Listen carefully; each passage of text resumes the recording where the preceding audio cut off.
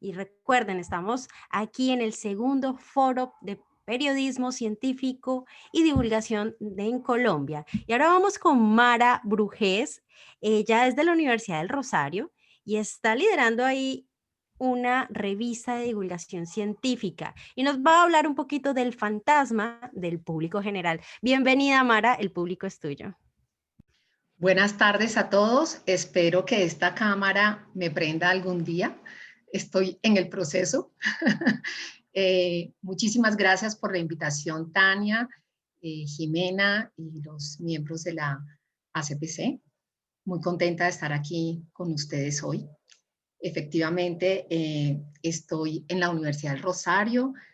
Quiero comentarles nuestra estrategia de divulgación científica desde la universidad, la cual no solamente se centra en la revista de divulgación científica, aunque sí es uno de nuestros productos estrella. Entonces, Tienes para compartir pantalla y no te estamos viendo no me la están cámara. viendo, no No te sé, se estamos quedó viendo. pensando, mi Pero puedes computador se quedó compartir tu pantalla pensando. si quieres. Sí, vamos a ver.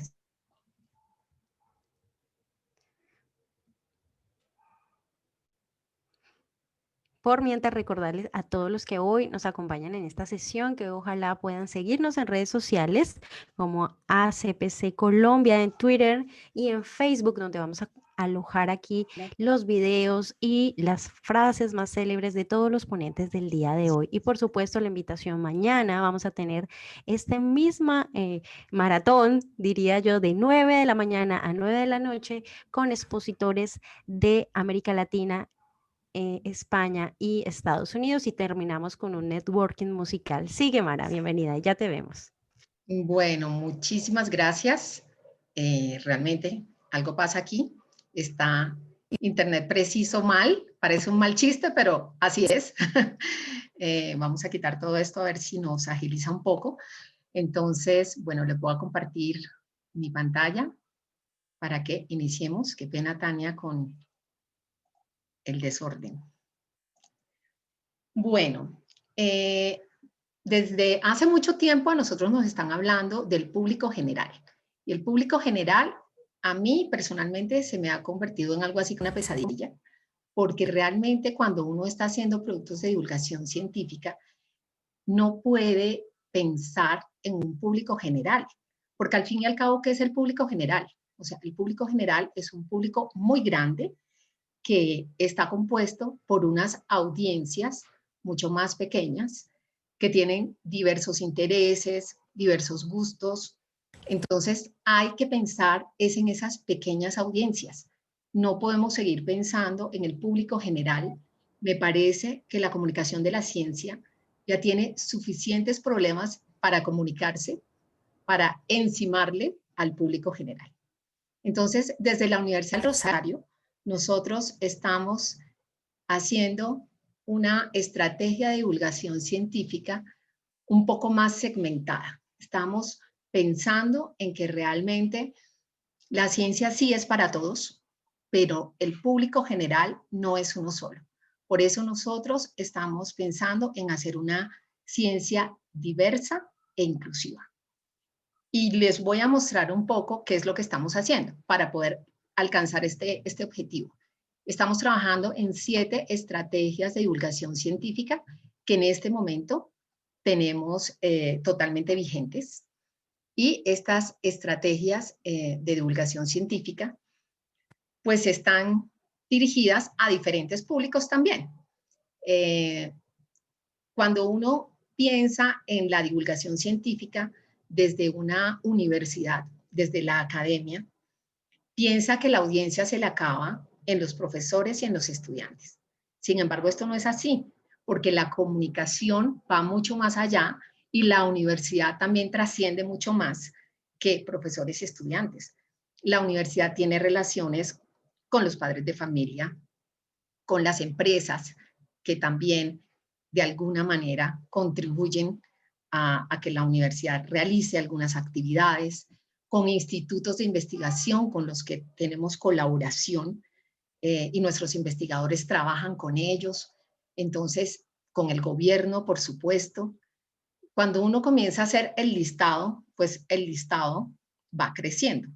Entonces, tenemos que tener un público que realmente sea un público activo, al que nosotros le podamos llegar y sobre todo que nosotros pensemos qué le queremos comunicar a ese público, cómo lo queremos hacer. Y esto también nos obliga a pensar en distintos formatos de comunicación. Entonces, yo les traigo algunos ejemplos, como les comenté. Este es nuestro podcast Informalmente. Solamente les voy a poner un poquitico para que se hagan una idea. Este es un podcast hecho por jóvenes para jóvenes.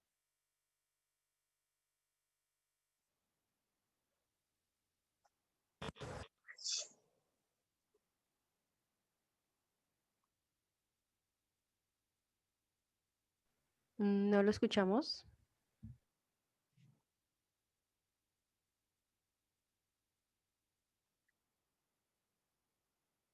Tienes que volver a compartir y al darle la opción de compartir, compartir el audio de tu equipo.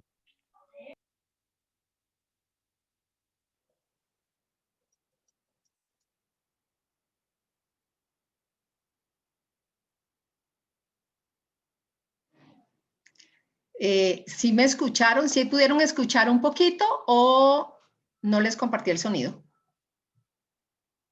No compartiste el sonido. Oh my God. Bueno, perdón. Ya voy. Pero bueno, les voy contando. Informalmente es una estrategia que sacamos este año con estudiantes de periodismo. Ellos son los que realmente hacen el podcast, los estudiantes de periodismo. Y ellos, pues obviamente, reciben nuestra asesoría para poder hacer el podcast, pero realmente se sientan, hacen el libreto, hacen la investigación. Cuando comenzamos el podcast, nos sentamos con ellos, también tuvimos un asesor para construir mucho mejor este podcast de jóvenes y al final, pues logramos un producto que realmente ha gustado porque estamos hablando de ciencia, pero como hablan los jóvenes con el parche y como hablan ellos y además preguntamos lo que preguntarían los jóvenes y, y no solamente preguntamos lo que preguntarían los jóvenes, sino que además ellos mismos diseñaron unas secciones con los nombres que a ellos les gustaría tener. Entonces tenemos diferentes secciones, por ejemplo, ¿qué dice el parche? Y entonces en qué dice el parche, ellos presentan unos testimonios de personas fuera de la universidad, de gente de la calle a la que entrevistan. Tenemos otra sección que se llama Barájemela más despacio, y el Barájemela más despacio, entonces cuenta un poco el qué, cuándo, cómo, dónde, bueno, todo lo clave para que la gente se lleve. Y esto pues esto realmente nos ha abierto un poco más los ojos, digamos, en la importancia que tiene de llegarle a la audiencia con unos formatos cercanos que les gusten y hecho especialmente para ellos. Vamos a ver si ahora sí funciona.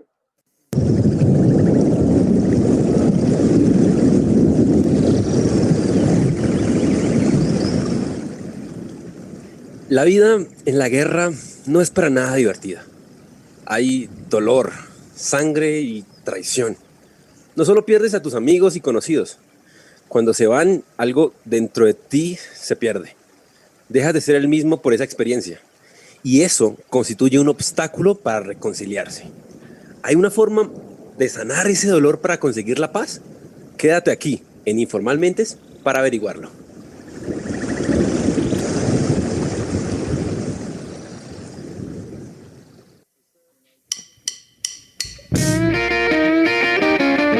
Ciencia sin fórmulas. Parchadita Y bien hecha.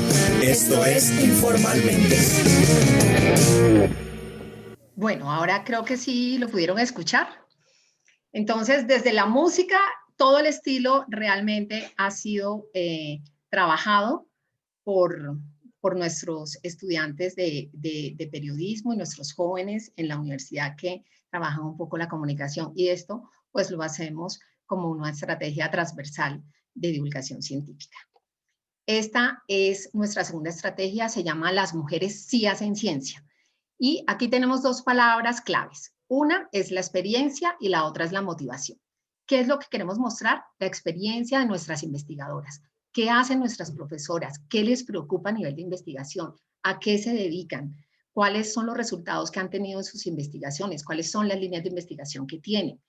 Entonces, estos son unos mini videos que estamos pasando por redes sociales, que los tenemos disponibles en web también, que duran algo así como 3 minutos. Tratamos de no pasarnos mucho en el tiempo para que realmente la gente los pueda coger completos. Y obviamente pues es una estrategia dedicada a las mujeres en la que queremos captar mujeres. Motivación, porque en la segunda parte del mini video, las profesoras cuentan qué las motivó a dedicarse a la investigación, a ser científicas, por qué terminaron allí. Entonces pueden contar anécdotas, pueden echar cuentos, bueno, en fin, es una cosa bastante, digamos, testimonial, ¿no? Entonces, les voy a presentar acá también solamente la entradita, si internet me lo permite, porque está como un poco lento.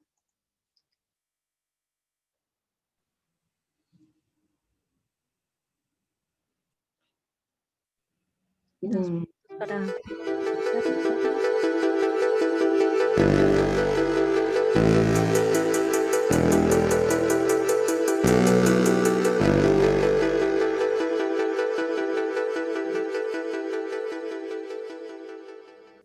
Hola, hoy quisiera compartir con ustedes algunos de los temas de investigación en los que he venido trabajando.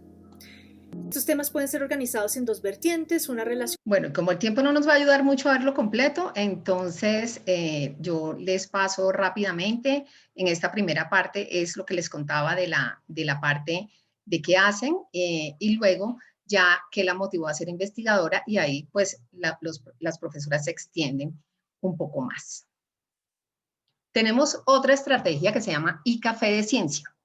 iCafé de Ciencia es totalmente diferente. Esto es un diálogo entre investigadores. Aquí no hay periodistas, aquí no hay entrevistador, aquí no hay un tercero que medie. Son los propios investigadores hablando entre ellos, algo así como cuando uno se puede encontrar con un amigo y le dice, oiga, venga y nos tomamos un tinto y me cuenta qué está haciendo. La diferencia es que lo cuentan entre los 2 o 3 que lo estén haciendo, ¿no? Entonces, es una forma de mostrar también que la ciencia no se hace sola, la ciencia se hace en colaboración y por eso hay que poner a hablar a los investigadores. Entonces nosotros aquí tenemos profesores de la Universidad del Rosario que hablan con profesores o con investigadores de otras instituciones y cuentan los proyectos que tienen en colaboración, los proyectos conjuntos.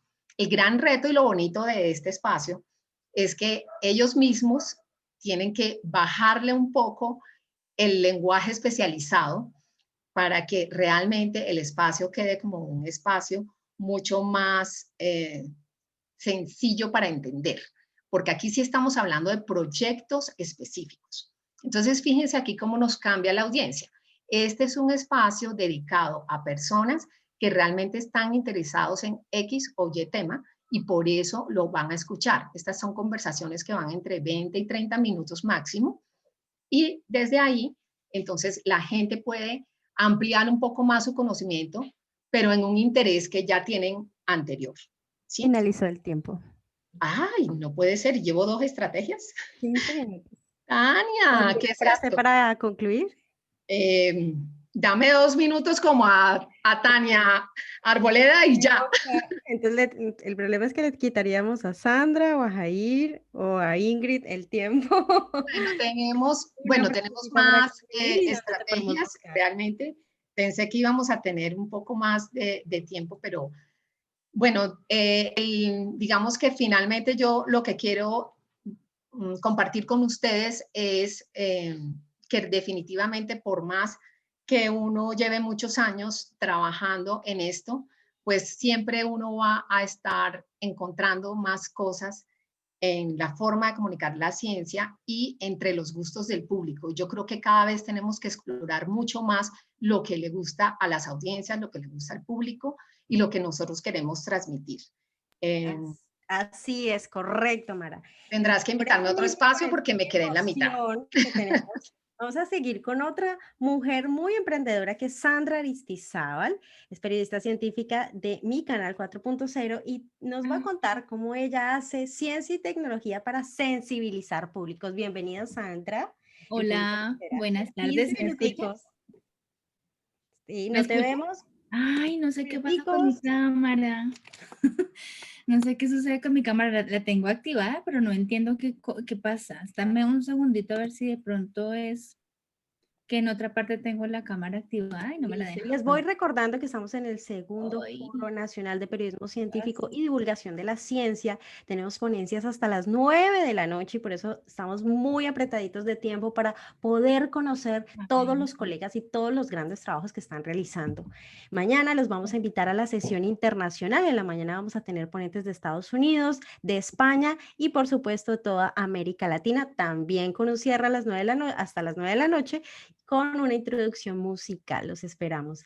Ahora, Sandra, si quieres Sí, compartir tu pantalla, me va al a menos, tocar, sí, va a tocar así y porque tú, no entiendo vos. qué sucede con mi cámara. Bueno, les comento rápidamente, no sé si están viendo allí mi pantalla. Sí, ahí la vemos. Listo.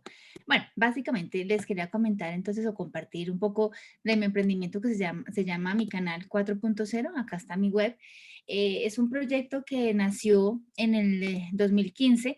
Antes se llamaba así, C Temas y Comunicaciones. Comencé con este nombre, ustedes pueden ver acá, el 31 de agosto del 2015. Veo que pues después de escuchar a varios compañeros, conocidos, amigos, casi todos hemos empezado como en este año, en el 2015. Bueno, porque nació ese tema y comunicaciones. En ese momento yo estaba trabajando en la Dirección de Ciencia y Tecnología del Ejército y pues yo propuse en ese momento realizar un programa radial donde pudiéramos hablar de la ciencia y la tecnología del Ejército Nacional. Entonces justamente se llamó ese programa C Tema Sí y cuando yo decidí montar o crear un propio medio de comunicación alternativo y científico, pues le coloqué la palabra o el apellido comunicaciones, así comenzó pues como toda esta historia de la divulgación, no, del periodismo científico, porque ahorita Daniel nos comentaba y hablaba mucho de la divulgación científica, el periodismo científico, y yo decía, bueno, divulgadores, digamos, son personas como él, que son neurocientíficos y periodistas científicos, somos los que tenemos como base la carrera de comunicación social y periodismo. Bueno, mi canal 4.0 pues ya tomó ese nombre en el 2016 cuando decidí cambiarlo. ¿Por qué lo decidí cambiar? Porque el nombre anterior me generó un poco de conflicto con las personas, me decían si era con I minúscula, I mayúscula, el más como un símbolo o cómo era. Entonces decidí cambiarlo, ya que ese año pues comenzó como todo el auge de la industria del 4.0, la inteligencia artificial, el internet de las cosas y demás. Entonces dije, bueno, interesante poderle colocar ese nombre 4.0 y por qué no mi canal para que la gente cuando digamos diga o le comente a otras personas es que no me hicieron una entrevista en mi canal 4.0, entonces también como que se enteran un poco apropiados de los temas que estoy tomando acá. Como ustedes pueden darse cuenta, creé estas secciones de ciencia. En ciencia tengo pues ciencia kids, en tecnología en el cole, bueno, medio ambiente y charlas 4.0. Charlas 4.0 es una de las secciones, digamos, más interesantes de las que yo he desarrollado desde el año pasado. La primera charla que yo hice fue el año pasado con, de pronto está por allí, Santiago Vargas y otro profe, él no recuerdo su nombre, pero es apellido Torres. Hicimos una charla en la Universidad Nacional y hablamos de agujeros negros. Entonces, pues fue muy interesante. Esta charla la hice directamente allá en la oficina de los profesores, conversé con ellos sobre este tema y cuál era mi propósito. Obviamente, no soy una persona experta en agujeros negros, pero dije, qué interesante, tenemos la primera foto de lo que se conoce como un agujero negro, vamos, le preguntamos a los expertos, a las personas que han trabajado este tema por mucho tiempo y poder explicarle a la gente por qué este fenómeno es tan importante, porque todos los medios de comunicación están hablando de este tema tan, digamos, novedoso, ¿no? Porque nunca se había visto como tal una foto de un agujero negro, aunque pues debemos tener en cuenta que es una foto tomada hace muchísimos años. pero bueno, es la primera vez que se podía tener acceso a una fotografía. Entonces, básicamente, estas charlas 4.0 comenzaron el año pasado, a mitad de año. Y a partir de ese año, pues yo he estado realizando y tratando de llevar a cabo estas charlas cada 8 días a través de mi fanpage, que es mi canal 4.0, y hago pues unas pequeñas transmisiones aquí a través de Instagram, invitando a la gente precisamente para que se conecten con nuestras charlas. ¿Por qué hablo tanto de charlas 4.0? Precisamente porque ha sido una de las secciones que más ha tenido auge. He estado hablando de distintos temas, como ustedes lo ven por acá, el cerebro y la memoria, como dice Oppenheimer, sálvese quien pueda leer la automatización, joven latinoamericano líder en biotecnología 2021, COVID-19 y cambio climático, a quien pues invité a Tania para que me acompañara en la conducción. Olympus, una construcción extraterrestre, que también invité a Daniel Manrique para que me acompañara también en esta conducción, permacultura, un estilo de vida, temas de medio ambiente, reto rover agricultor, una de las más recientes, huracanes, IOTA y calentamiento global, y la que vamos a hacer este próximo sábado con Ángela Posadas Suafor acerca de la ciencia, una aventura literaria para chicos. Realmente desde que realicé mi investigación para optar el título de Magíster en Periodismo y Comunicación Digital, que la hice en La Sabana, esta maestría, llevé a cabo una investigación que se llama Hábitos de consulta de la información sobre ciencia en jóvenes universitarios de Bogotá a través de Internet. Descubrí muchos patrones que tienen los jóvenes hoy en día para consultar ciencia. Muchos de esos patrones son, por ejemplo, me decían los chicos que entrevisté, que vienen de sus padres, de la influencia de sus padres, que vienen de la influencia de los profesores, que vienen de la influencia, por ejemplo, de sus propios gustos. Entonces, que de ahí nace como ese gusto por la ciencia y por saber sobre ciencia y tecnología. Tuve muy en cuenta esto. Por eso también creé en mi página web una sección que se llama Tecnología en el Cole y Ciencia Kids en Tecnología en el Cole. Realicé pues el año pasado varias notas, varias historias de colegios, y pues les voy a mostrar, por ejemplo, este es mi colegio. Entonces tuvo pues mucho auge, ¿no? 1000 lecturas. Entonces es una de las estrategias que yo tengo como para divulgar la ciencia y la tecnología que se hacen en los colegios, que muy pocas veces se difunden este tipo de temáticas. Entonces descubrí, ¿cierto? Como que yo he venido haciendo, digamos, experimentos, digámoslo de esa manera, me encanta esa palabra, con mi propia página, mirando qué es lo que más leen, qué es lo que más las personas, digamos, disfrutan cuando ven mi página.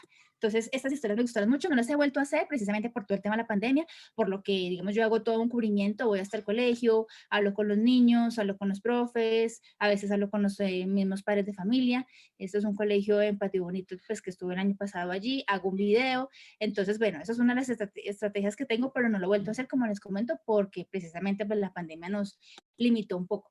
Otra de las estrategias que tengo aquí para divulgar ciencia es esta que se llama Ciencia Kids, y pues un primer ejercicio que hice, no lo he vuelto a hacer, digamos, porque estoy sola, digamos, yo hago mi emprendimiento sola. Me encantaría muchísimo pues poder tener la oportunidad de tener un grupo de trabajo conmigo, poder potencializar o posicionar este espacio, esta página web que la tengo desde el 2015, y poco a poco pues ha venido mejorando muchísimo. Quienes pudieron conocer de pronto ese tema, sí, era una página muy, digamos, primaria, y bueno, se ve muy diferente a cómo se ve esta página de acá, y me encantaría mucho poder contar, por supuesto, con un equipo para poder robustecer pues esta estrategia o esta idea que tengo de periodismo científico.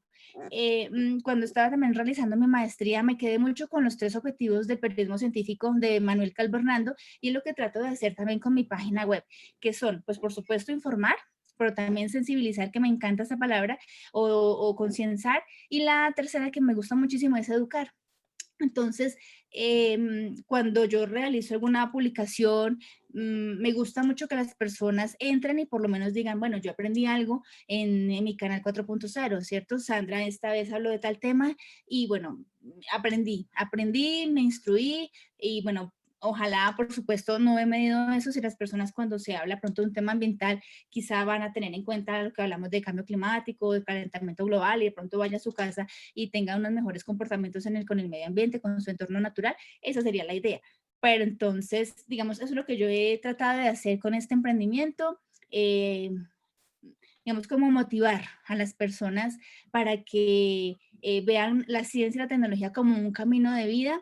Eh, Digo mucho y siento mucho que cuando uno prende la televisión, la radio, en Colombia las noticias son muy negativas y yo dije un día, perdón, ¿por qué no hacer o crear un medio de comunicación alternativo y científico que a propósito está afiliado al IDEPAC? El IDEPAC es el Instituto Distrital para la Participación y Acción Comunal, que es la entidad distrital que afilia o agrupa a todos los medios alternativos en Bogotá. Y, ¿por qué no hablar de cosas positivas? Me gusta mucho el concepto de periodismo educativo, periodismo positivo. Entonces, eso es justamente lo que la gente puede encontrar en mi web. Ahorita Mara nos hablaba de ese público en general. Realmente yo no he hecho todavía la estrategia de apuntarle a un público en específico o no. Como ustedes pueden ver acá, pues podríamos decir que para Ciencia Kids y para Tecnología en el Cole, evidentemente es un público infantil. Para los otros temas que ya son ciencia o que son tecnología, son temas un poco ya más especializados, para un público en general con un lenguaje sencillo. Igual muchas de estas notas que ustedes ven acá son en boletines de prensa que recibo pues de las entidades, del IDVIX y de otras entidades que me apoyo pues cuando recibo ese tipo de información, y yo con mucho gusto pues lo subo porque es una forma también de ayudar a que mi web se vea un poco más robusta, ¿no? Como les decía, lo hago sola y pues me encantaría tener, por supuesto, muchísimas notas en cada una de estas secciones que abrí. Es más, en medio ambiente me encantaría tener la subsección de sostenibilidad, de, bueno, otro tipo de temas de medio ambiente, pero no doy abasto haciéndolo sola. Entonces, básicamente, esto me gusta mucho, me apasiona. Tengo una maestría en periodismo, en investigación de la comunicación científica. Y bueno, realmente es muy curiosa la vida porque cuando estaba haciendo mi carrera de 2 periodismo en el minutos. externado, tuve justamente esta materia, ya 30 segundos, tuve esta materia de periodismo científico y nunca me gustó, pero la vida me dio una vuelta de 360 grados y entonces un día dije, bueno, vamos a hacer periodismo científico después de tener 3 oportunidades laborales. Una fue estar en Canal Capital como reportera ambiental, la otra fue estar en la oficina del doctor Jorge Reynolds, el precursor del marcapasos, y la segunda fue estar, como les comentaba, en la oficina de ciencia y tecnología del ejército. Por eso en 2015, cuando estaba con ellos y digamos, quedé sin trabajo en ese momento, en el año 2015, a mitad de año, dije, voy a crear mi propio medio de comunicación y vamos a hablar de ciencia y tecnología en un lenguaje sencillo, asequible para todo tipo de público, como lo decía Mara, un público en general que realmente siento que debemos motivar a los públicos para que entre todos hagamos cosas positivas por nuestro país. Lo pienso mucho porque justamente mi medio de comunicación el lema es ciencia, tecnología e innovación y medio ambiente hecho en Colombia. Entonces es rescatando lo que hacen los colombianos tanto en el país como por fuera, las cosas positivas y las investigaciones que están haciendo afuera del país. Muchísimas gracias, Sandra, por compartirnos tu proyecto. Obviamente lo hemos apoyado y lo vamos a seguir apoyando porque esa es la idea y este es el proceso que estamos haciendo en este evento. Y ahora vamos con el Mil profesor Jair Vega, quien es el Departamento de Comunicación Social de la Universidad del Norte, quien nos va a hablar de comunicación, cultura y cambio social. Bienvenido, profesor. Este público es suyo. Buenas. ¿Me escuchan? Sí, señor.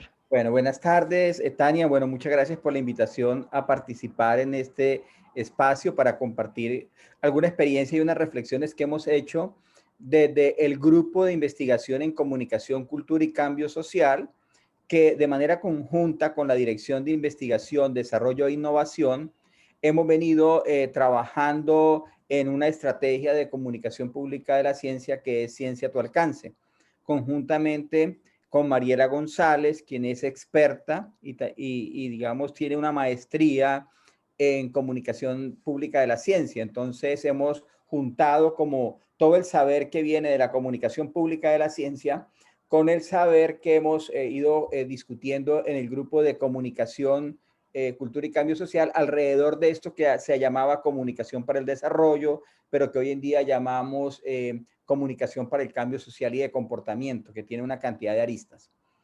Yo me he ceñido mucho al libreto que nos dieron y yo quisiera arrancar con una anécdota. Una de las estrategias que tenemos nosotros se llama Café Tertulia. Para preparar el café tertulia, nosotros tomamos un tema como base del café. Y luego alrededor del tema juntamos varios investigadores que trabajan en ese tema. Estábamos haciendo uno sobre el Zika en un barrio popular de Barranquilla. Habíamos juntado médicos, epidemiólogos, salubristas, expertos en comunicación de diferentes entidades, gobierno. Habíamos hecho varias reuniones para construir un lenguaje que se aproximara a la gente y estábamos en una escena con aproximadamente 200 personas hablando de esto. Después de la primera tanda de intervenciones, donde cada quien había hablado del tema del vector, de la Aedes aegypti, de cómo se transmite, de qué es un virus, o sea, se había hecho toda una fundamentación. Se levantó un señor entre 65 y 70 años, campesino, y dijo, todo lo que ustedes han dicho ahí es mentira. Es mentira porque yo vivo en el campo y allá donde yo vivo yo me la paso mata mosquito y hasta ahora nadie le ha dado Zika. Yo me acuerdo que una experta en el tema me miraba a mí como auxilio, cómo le respondemos a este señor, y alguien del grupo le dijo, usted tiene razón, o sea, efectivamente, le creo que usted vive en el campo, le creo que matan mosquitos y le creo que no se enfermen. Pero yo le voy a preguntar algo. ¿Qué pasaría si alguien que tiene Zika se va para allá, para el campo, y un mosquito llega y le pica y coge esa sangre y va y le pica a alguien que no tiene Zika? El señor se queda pensando y finalmente asiente y comienza a un proceso interesante, porque finalmente el tema no es como entre gente vacía que no tiene nada en la cabeza y gente que sabe y que tiene el conocimiento verdadero, sino que el tema de la comunicación de la ciencia tiene que ver con un proceso de diálogo, de conversación. Es decir, hay que superar ese modelo del scientific literacy de los Estados Unidos de los años 70, 60, que eran como hay un cúmulo de un conocimiento verdadero que hay que llevarle a una gente, que se llamó como modelo deficitario del conocimiento. Entonces, el planteamiento más cercano de pronto al Public Understanding of Science del Reino Unido, que es más que la apropiación tiene que basarse en un modelo más contextual, de entender los conocimientos de las personas, de entender sus propios contextos, ¿verdad?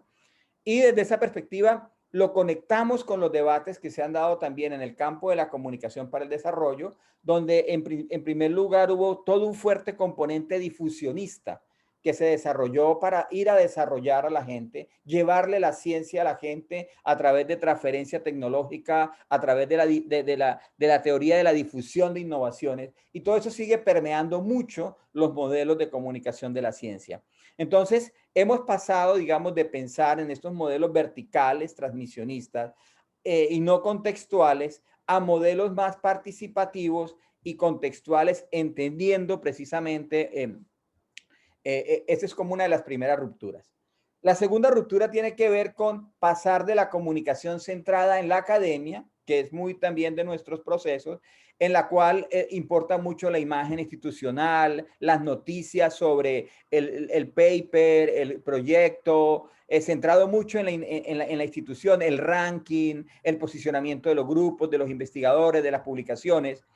Eso es de mayor interés para la institución, pero de menor interés para la sociedad. Mientras que por el otro lado, pensamos que hay otra forma, y es explicar los aportes que una investigación puede hacer a solucionar un problema, cómo se hizo la investigación y cómo contribuye a eso, las noticias sobre lo que significa para la sociedad la acreditación de una institución, qué le aporta a la sociedad, por qué es importante que haya un grupo clasificado o no, más el hecho de que esté como tal. Comunicar, por ejemplo, los beneficios, los riesgos del conocimiento. Entonces son miradas, son aportes que tienen gran interés para la sociedad, pero que también tienen gran interés para las instituciones. Entonces, hay unos puntos que hemos ido planteando como en términos generales de estos quiebres y que hemos ido, digámoslo así, operacionalizando en algunas formas de los procesos que nosotros hemos adelantado. Yo quisiera mostrar, ustedes me dirán si estoy compartiendo acá. Sí. Bueno, esta es la página de Ciencia a tu alcance, que es un proyecto del cual les hablaba. Miren, Ciencia a tu alcance arranca como una reflexión digamos, comenzó como entre divulgación y, digamos, como en un tránsito entre divulgación y difusión, digámoslo así. Nosotros comenzamos a hacer este tipo de entregas que incluían videos, podcasts, afiche.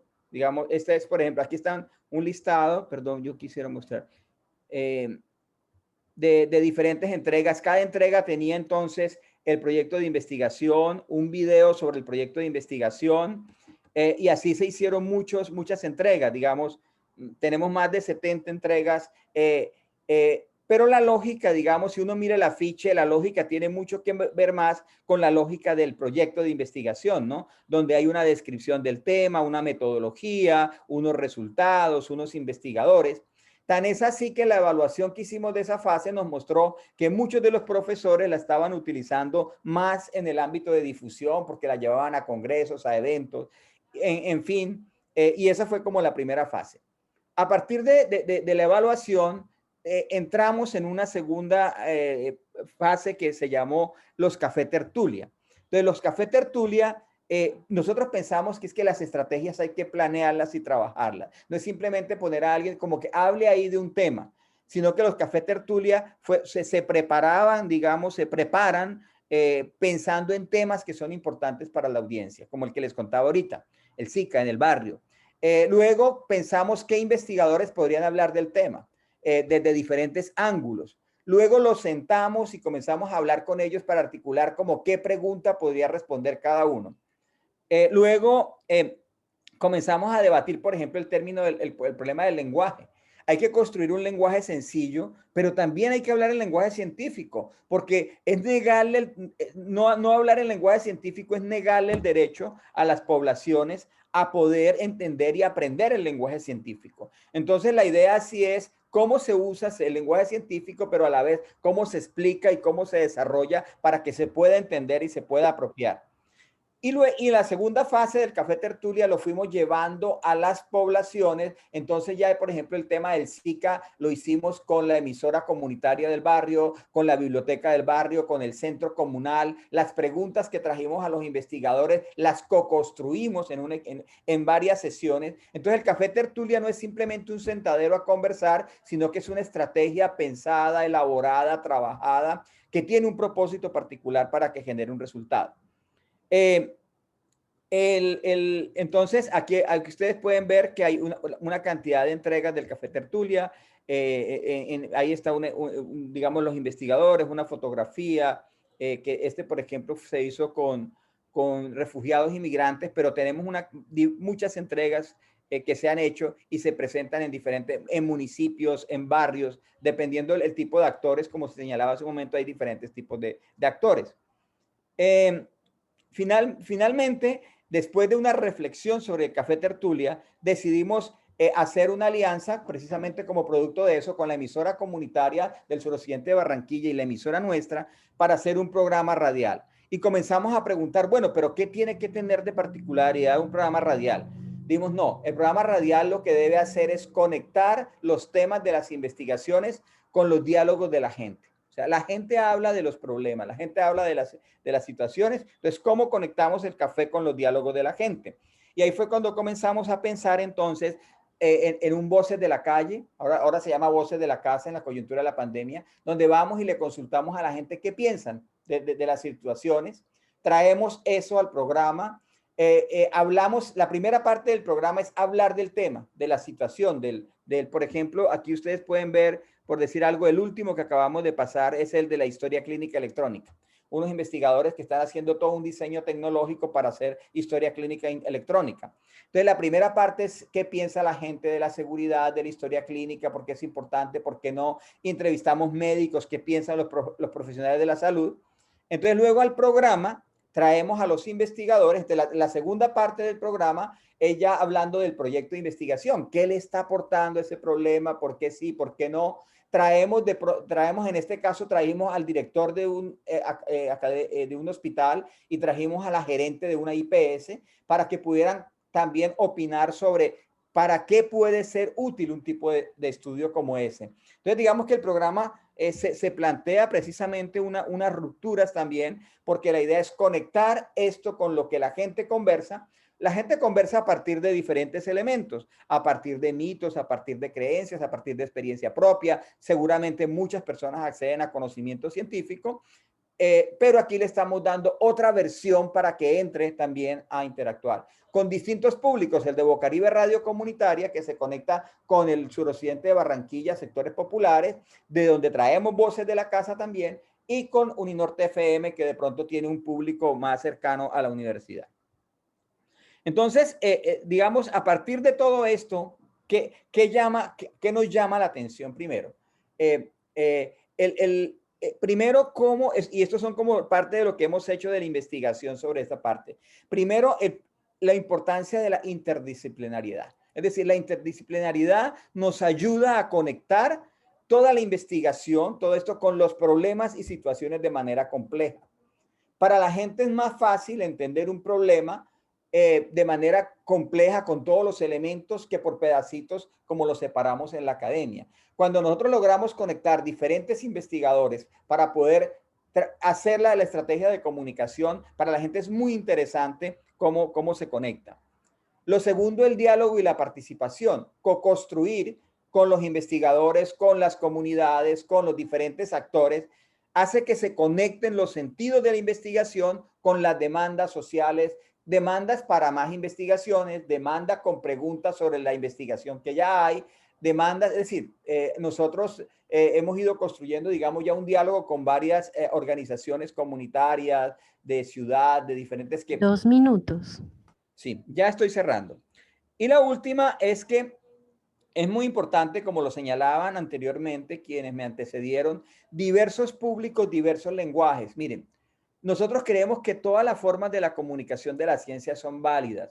No es necesario cuestionar el escritorio, el laboratorio, el paper, el anaquel o el repositorio, porque a veces nosotros para afirmar la necesidad de estos diálogos, la necesidad de estas conexiones, decimos, esto no puede ser una investigación de escritorio, esa investigación de escritorio es importantísima.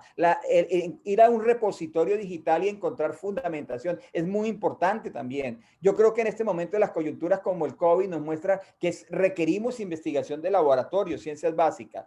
Lo importante es entender que no es la única forma, ni que debe agotarse allí, sino que por el contrario, nosotros debemos avanzar hacia otras formas y hacia este tipo de diálogos e ir generando evidencia de para qué este tipo de elementos están funcionando. Nosotros en este momento tenemos resultados de la primera parte de la investigación, de la segunda parte. Tal vez nos ha hecho falta de pronto publicar esos hallazgos, pero la investigación debe estar también acompañando este tipo de procesos. Pensar también las estrategias de comunicación como estrategias de comunicación, con públicos, con evidencia de que ha funcionado o que no. Pensarlas de manera sistemática, es decir, digamos, ya hay una evidencia importante en el campo de comunicación para el cambio social y de comportamiento, a la cual podríamos acudir. Yo a veces le digo cuando trabajo, por ejemplo, con médicos, le digo, cuando uno llega, por ejemplo, a un puesto de salud, una clínica, y no pase de aquí si no es especialista, yo también digo, si se vas a meter a hacer comunicación, no pases de aquí también si no eres especialista. O sea, recurre también porque hay un campo muy importante que nos sirve como base para poder hacer comunicación de la ciencia. Me ha programado 15 minutos, me sonó el timbre. Excelente, muchísimas gracias, Yair Vega. Y ahora vamos con Ingrid Zúñiga, quien es ahora la manager de comunicaciones en Platzi, esta plataforma digital y que maneja temas de tecnología. Bienvenida, Ingrid, el público es tuyo.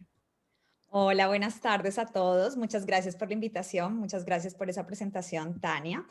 Pues sí, mira, cuando me invitaron a hablar de mi experiencia en ahora la comunicación de la tecnología, me pareció súper interesante no solamente contarles la experiencia, sino más bien las herramientas de comunicación que he aprendido en este mundo tecnológico que seguramente no están muy lejanas de los temas científicos y que se pueden aplicar perfectamente.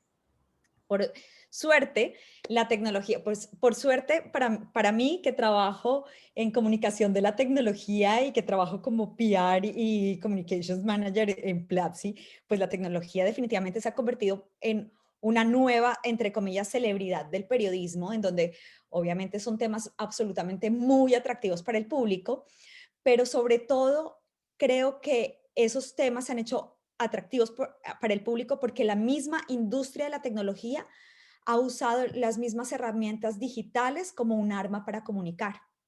Entonces aquí hay una cosa que tenemos que tener muy en cuenta, es que el periodismo tecnológico, al igual que todo el periodismo, cuenta historias, sino que estas historias giran en torno a estas innovaciones tecnológicas que afecta el día a día. Probablemente hay otros temas que se ven lejanos y que afectan también el día a día de las personas, pero la comunicación ha sido distinta en la narrativa y esa es una de las cosas que he aprendido ahí. Les voy a contar varios temas y los voy a empezar a mencionar. Son seis herramientas que podría decir que las he aprendido y las quiero compartir con ustedes. Y es, primero, aquí entender la diferencia entre el periodismo tradicional y el periodismo digital. Por supuesto, la industria de la tecnología, las startups, etcétera, le apuntan mucho más a trabajar con periodistas que son absolutamente digitales, mucho más que los tradicionales, justamente porque hay un mayor fit con la audiencia. La audiencia digital es más apta a consumir los productos tecnológicos. Entonces, ellos generalmente, estas nuevas audiencias que tienen más tendencia a usar medios digitales, se informan por medios digitales. Y pues es un hecho que el periodismo se está transformando y hacia allá vamos, a convertir una comunicación digital. Podríamos decir que un 90%, no me voy a atrever a decir que un 100%. Entonces, aquí tenemos que tener en cuenta que la comunicación cambió también en la manera como tenemos acceso a los datos, cómo los procesamos y sobre todo cómo lo comunicamos.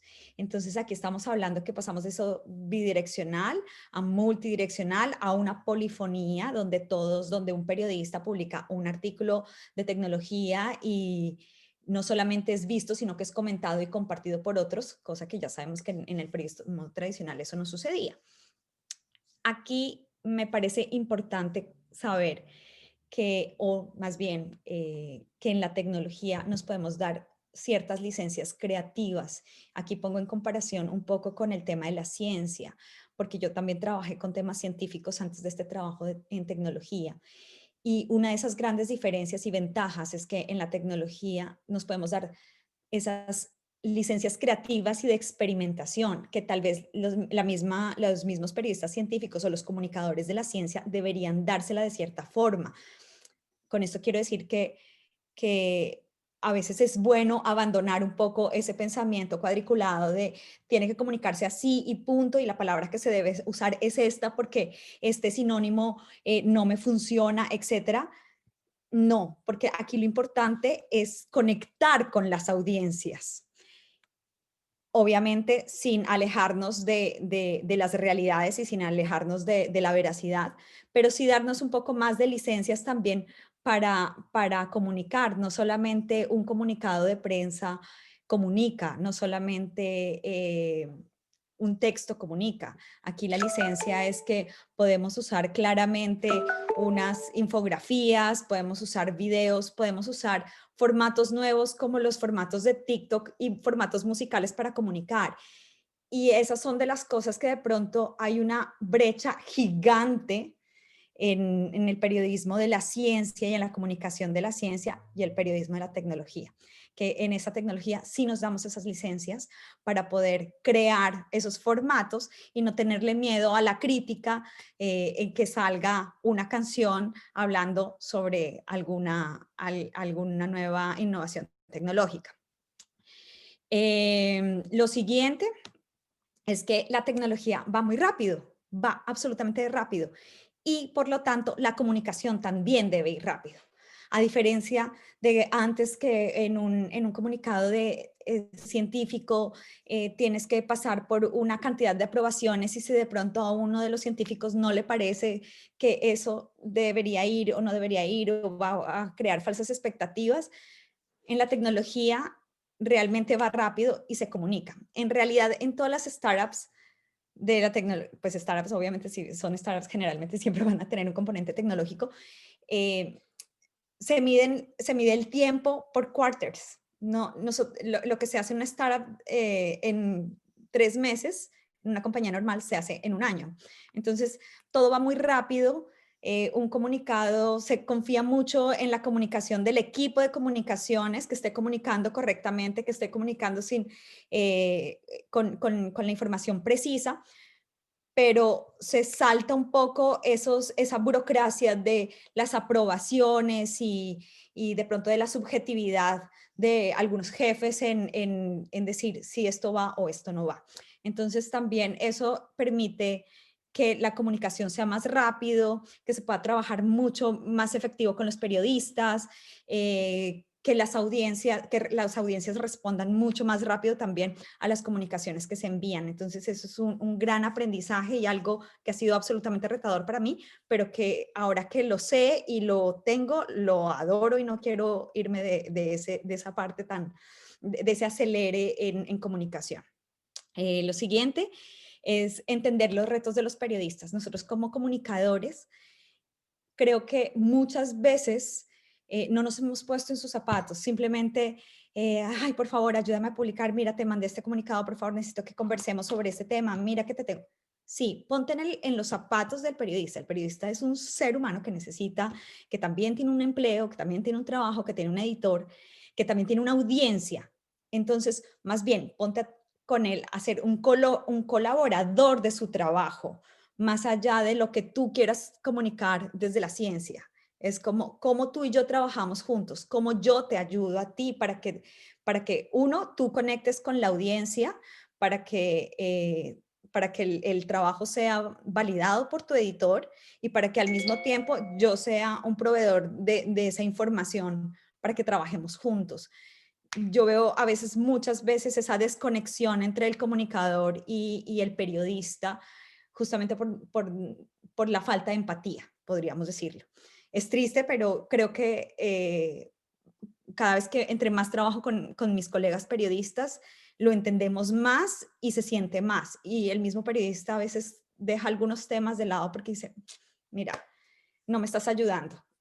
Más bien voy rápido con este otro tema que sí me funciona. Entonces, creo que ese es un aprendizaje a lo largo creo que toda la vida trabajando con comunicaciones. Algo que de pronto me van a contrariar, pero lo voy a decir y me voy a atrever, y es que se trata de periodismo, no de papers. Esto es periodismo. Esto no es, necesito conseguir la palabra más desconocida para el público. No, aquí lo que necesitamos son palabras que conecten con el público, relatos, narrativas. Aquí esto no se redacta igual que un paper científico. Tiene que ser divertido, tiene que ser entretenido, tiene que tener conexión. No puede ser un comunicado que parece un paper científico que aburra a la audiencia. Eso no es lo que queremos. Queremos desconectar con ellos. Y si tenemos que sacrificar por eso una palabra, sacrificamos una palabra. Entonces, me encantaría que eso, sé que muchos no están de acuerdo conmigo, pero para mí eso es clave y es una de las cosas que yo más he aprendido trabajando con la industria de la tecnología. Ir un paso adelante, siempre los periodistas de cómo la tecnología afecta la relación del ser humano, entonces tener todo absolutamente listo, hacerle entender al periodista para que sea más fácil para él procesar esa información y ir un poco más adelante y tenerle absolutamente todos esos datos procesados con un video, con una infografía, con un texto, con un dibujo hecho a mano, no importa, mira, te lo muestro en dibujitos, pero escoger recursos simples y sencillos que ayuden a transmitir el mensaje siempre es válido. Y por último, una de las herramientas de tecnología que me parece que son claves porque han determinado qué es lo que la gente más le interesa leer, es usar las herramientas de SEO, más conocidas como herramientas SEO, de Search Engine Optimization, que es cómo la gente busca en Google. Entonces, usar esas herramientas que hay en Internet sobre palabras clave para saber cómo las personas están hablando o preguntándole a Google sobre los temas que nosotros queremos comunicar es clave. Es la forma como vamos a conectar y cómo le vamos a dar la información correcta a esos públicos, a los públicos que nosotros queremos llegar. Entonces, por suerte, ahora podemos visualizar todas las preguntas que nuestras audiencias buscan en Google y que hacen que nos lleven bien sea a nuestro sitio web como al sitio web del periódico.